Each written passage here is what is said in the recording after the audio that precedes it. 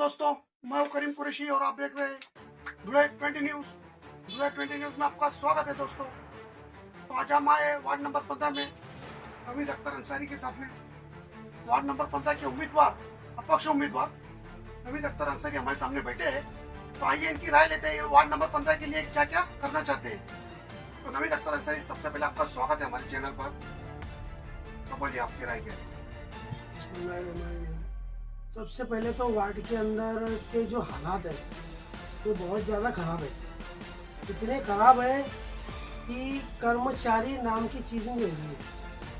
और जो माजी के नगर सेवक है वो 1 रुपए का काम नहीं करते। इतनी खस्ता हाल है कि अगर कभी हम कोई ऐसा है को फ़ोन भी लगाए तो वो फ़ोन नहीं उठाते और वो बात करने को तैयार नहीं रहते, क्योंकि वो उनका जो साहेब लोग हैं वो उनसे नगर सेवकों से डरते हैं। वो हमको बोलते हैं कि तुम हमको कॉल मत करा करो, हमको ऊपर से प्रेशर आता है। इसलिए मैं उम्मीदवारी अपनी अपक्ष इसके लिए डाला हूँ ताकि मैं वार्ड के लिए अच्छा काम कर सकूँ। वार्ड के अंदर के जो समस्या है उसका समाधान कर सकूँ। वार्ड के अंदर जो हालात है आज बहुत, आप देख सकते हो। वार्ड घूम, मैं वार्ड घूमा हूँ, मैं जमीनी लेवल पर काम करता हूँ। तो नवीद अख्तर अंसारी साहब, वार्ड नंबर 15 की सबसे बड़ी समस्या क्या है। वार्ड नंबर 15 की सबसे बड़ी समस्या ये है कि यहाँ के जो नालियाँ साफ नहीं होती और यहाँ के जो कचरे कुंडे, यहाँ हफ्तों कोई ना एक ट्रैक्टर रहता है ना कोई उठाने वाला रहता है। बार बार तकरार डालने के बाद भी काम नहीं होता। यहाँ के वार्ड की जो समस्या है इसको हमको हल करना है। इसके लिए हम अपक्ष उम्मीदवारी डालें। तो आप वार्ड के अंदर सबसे अच्छा काम क्या करना चाहते हैं। सबसे पहले तो मैं वार्ड के अंदर की जो हालात है नाली के, जो बहुत ज़्यादा खस्ता हाल है, सबसे पहले उसके ऊपर काम करना चाहता हूँ। और जो गंदगी है 1 महीने के अंदर वो गंदगी खत्म करना चाहता हूँ। जो घंटा गाड़ी की समस्या है, ट्रैक्टर की समस्या है, कर्मचारी की समस्या है, ये बहुत खतरनाक समस्या है। इससे आवाम बहुत परेशान है और कोई सुनने वाला नहीं रहता। ऊपर भी लेटर डालो, कोई सुनवाई नहीं होती। तो मैं आना चाहता हूँ इसलिए ताकि मैं समाज के लिए कुछ अच्छा काम कर सकूँ।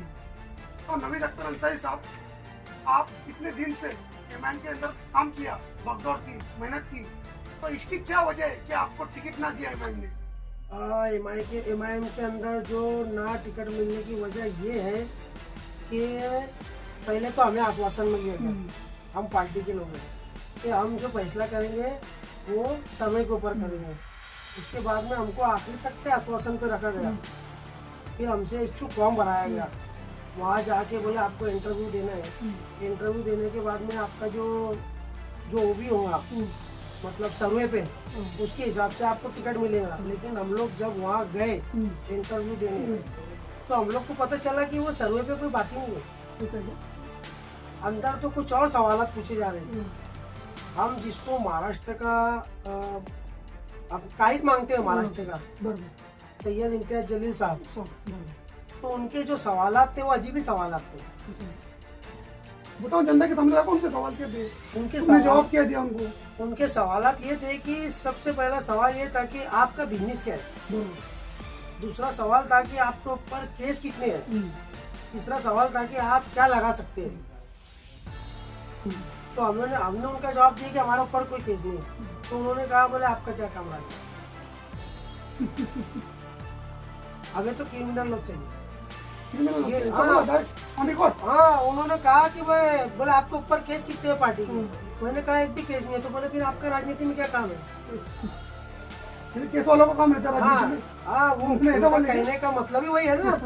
आपके पास क्रिमिनल रिकॉर्ड पूछने का मतलब क्या है, जब मेरे ऊपर कोई केस नहीं है, मेरा काम अच्छा है। आप देख, वार्ड के अंदर आप मेरा सर्वे कर सकते हो, आप देख सकते हो कि मैंने काम कितना किया।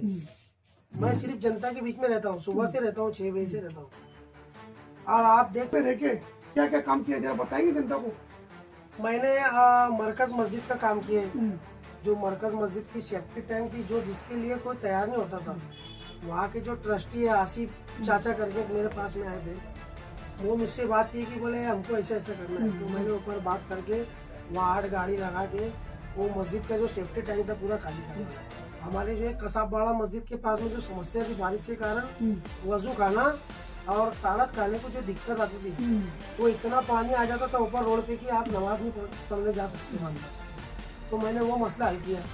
आप एक चमारवाड़ा पुल है मामा कलेक्शन के पास का, वहाँ पे इतनी तराज रहती थी बारिश में कि जान का खतरा है, क्योंकि आगे नाला है। वहाँ पे मैंने 2 दिन के अंदर मंजूरी लेके और वो 8-10 दिन के अंदर वो पाइपलाइन डलवा के उसका मसला हल किया। उसके लिए वहाँ के लोग बहुत मतलब समाधान है, समाधान है। तुम्हारा सत्कार भी कर देना। हाँ, मेरा सत्कार भी किया आपने। सुनने में आया था आपका सत्कार भी हाँ, किया। मेरा सत्कार भी हुआ था। तो वार्ड नंबर 15 के लिए आपकी क्या योजना है और आप क्या काम कर सकते हो और आप क्या करोगे? सबसे पहले तो मेरे जैसे एक नौजवानों को मौका मिलना चाहिए। मेरे जैसे एक नौजवानों को मौका मिलेगा तो आगे बढ़ने का हम लोग को रास्ता मिलेगा। आगे क्या काम होता है हम लोग को पता चलेगा। ऐसा नहीं कि भाई आज 30 साल से देख लो क्या हुआ, 30 साल से आज कुछ भी नहीं हुआ है। आप रोदोस नगर देख लो, मौलवीगंज देख लो, मच्छी बाजार का एरिया देख लो, या और कोई मौलाना आजाद स्कूल के सामने का जो उखल्ला है उसकी कंडीशन देख लो। आप नहीं सुधार पाए 30 साल से एक भी पुराने लोगों ने।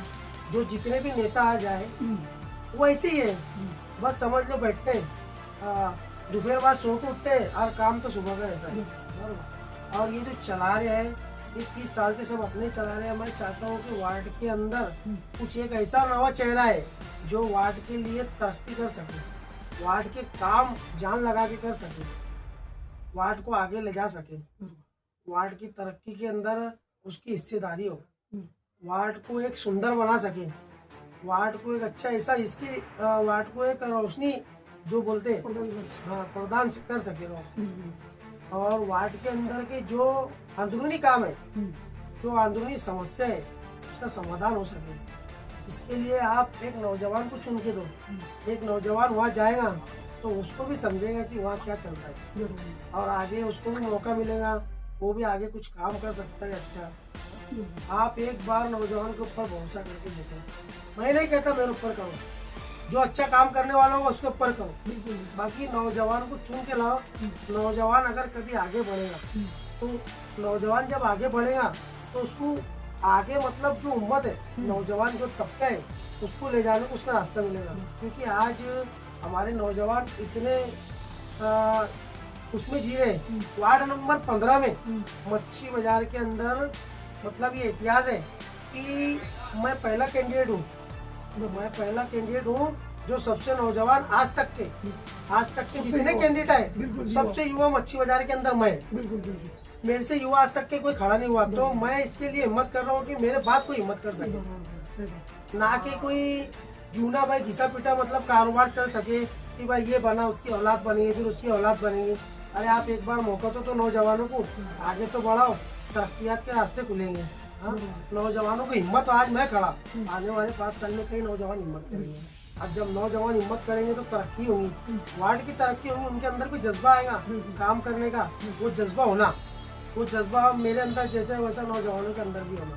मैं सुबह से उठ के काम करता हूँ, मुझे मालूम है मेरे अंदर क्या जज्बा है। मेरे अंदर 1 रुपये का मफाद नहीं, मैं सिर्फ जनता का मफाद और जनता के लिए काम करना चाहता हूँ। बस मैं चाहता हूँ कि जो भी मिले वार्ड को सोच समझ के वोट दो, एक अच्छा नेतृत्व चुनो, ऐसा नेतृत्व चुनो जो आगे तरक्की के लिए आपका काम आ सके, आपके हर मसले हल कर सके, आपकी हर समस्या में खड़ा हो सके। हम जैसे जो लोग हैं, आप हमको 3 बजे आवाज दो, हम आ जाएंगे। जाओ आप जाके जो सीनियर लीडर है उनको तुम 3 बजे आवाज दे के देखो, फोन लगा के देखो, वो तो उठते ही दोपहर के बाद में। और काम तो नगर पालिका का सवेरे में, क्योंकि 9, 9, 9:30, 10 बजे तो उनकी ड्यूटी खत्म हो जाती है। तुम दोपहर बाद उठ के उनको फोन लगाएंगे तो कल क्या काम होगा, फिर तुम दोपहर बाद उठेंगे तो कल क्या काम होगा।